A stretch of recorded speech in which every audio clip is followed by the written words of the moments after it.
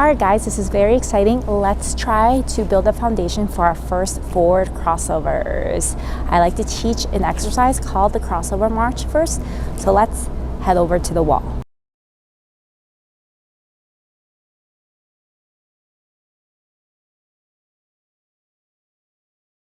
This is what it will look like away from the wall. Just like your half swizzle pumps, we hug the circle, shoulder line twisted in to face the circle. Same thing for our crossovers. So when I teach this march, we're going to pretend we're going counterclockwise first. So right arm in front, left arm in back.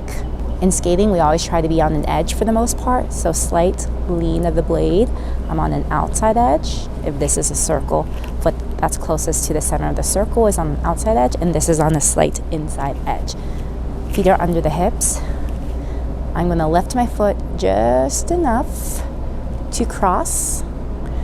I'm going to step onto a new inside edge, and in order to get that stability, think about bending onto that new foot.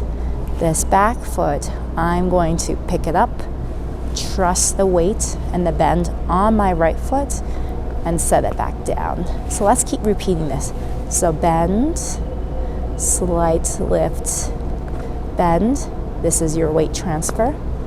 So think weight transfer every time. Shift your weight to the left, transfer your weight onto your right foot, now transfer onto your left foot.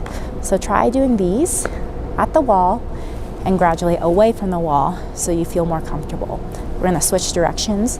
So something to note is your upper body. Even though I'm doing the wall, you never wanna lean onto the wall and break at your waist, right? So use that as a tool and not a crutch. If you are hypothetically holding onto the wall, you'll be here. But my belly button is up. Away from the wall, I'm twisted. At the wall, you can be more square.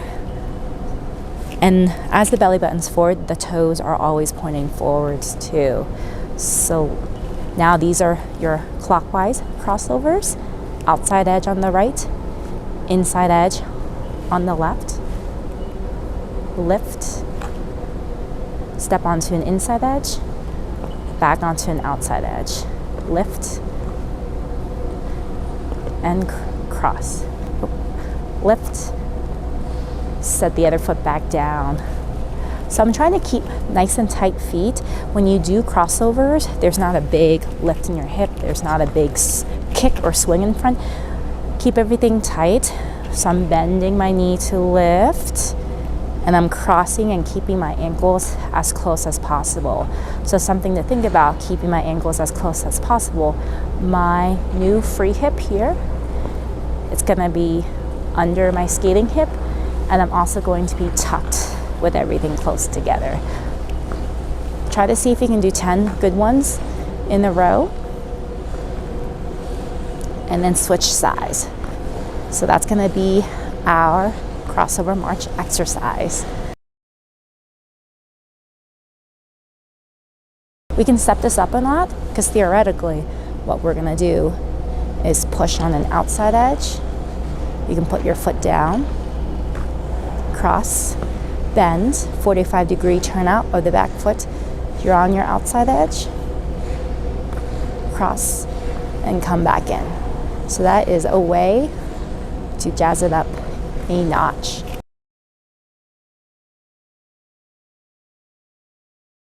So bringing it back to the circle, there are 2 pushes in a crossover.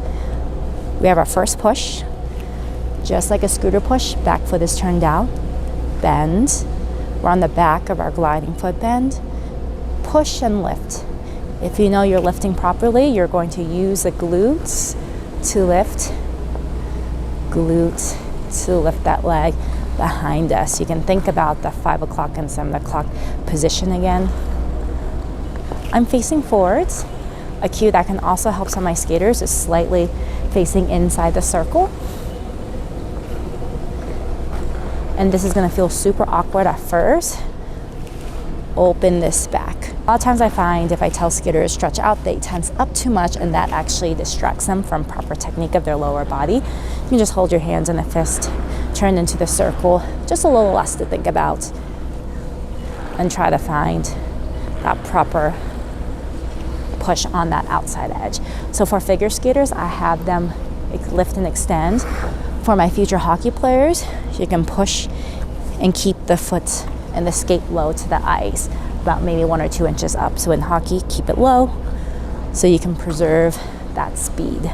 In order to cross, we always think about our alignment. So you're most stable when your feet are under your hips. So after I do that first push, feet come nice and close, and I do that cross. So from this angle, after I get on my outside edge, feet are like a pendulum, free foot passes under the hip, cross, and now here comes this second push. This is the hardest to get. It is hardest to get that second push, so don't worry, keep practicing and thinking about it, and it will come with time. It may feel more like a step over for now, but remember to keep reminding yourself of aiming for that second push. So in order to get that second push, we do have to bend that back leg and push with the middle of that blade to get that push. It is common when people are pushing at first that we cross our feet, and when we try to push, we back away and forget to lean. So it is essential to keep leaning into that circle with your lower body. Cross, push, and engage that lean. Something also to think about is rhythm of our forward crossovers.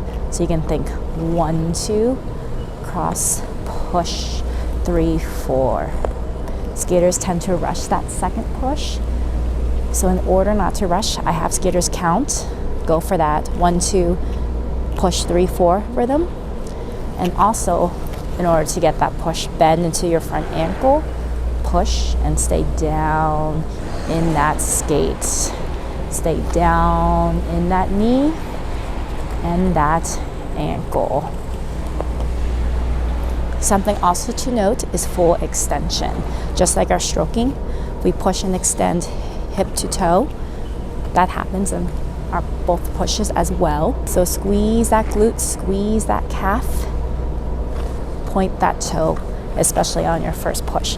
I don't think about pointing your toe as much on the second push. The reason is because a lot of skaters, especially when starting crossovers, they end up here, or they end up hitting their toe pick. So I really emphasize that mostly on the first push. I usually have skaters step around on their tippy toes. So if on my tippy toes, my glutes squeeze, my calves are squeezed, I'm pointing my toe, everything's under tension and my knee is extended. So same thing happens with that first push. I activate my glute, squeeze my calf, knee is extended, so I have a solid line from hip to toe. It's like there's no separate joints. Everything is one unit. So great exercise for us. 1, 2, push, 3, 4. We can slow it down too, but as long as you get that even timing. 1, 2, 3. Take your time to cross. 4, 5, 6. Something else to help with alignment, we can think about our train. So when you prepare to cross, one foot is about to be in front, one foot is about to be in back, just like a train. That crossing foot is going to be the new train that's in front. Then shift your weight. Push, align like a train. Shift your weight and push. Push, alignment. Press into the circle. Let's go back to the wall.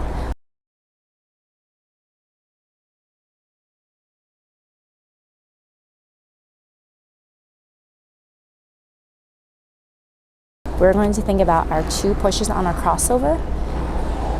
Extend, keep that lean, cross your feet. Push and extend, keep that lean as well. On the wall, you can really think about twisting your upper body into the circle, and you can also think about, on your second push especially, staying bent in the ankles and pushing with the middle of that back blade.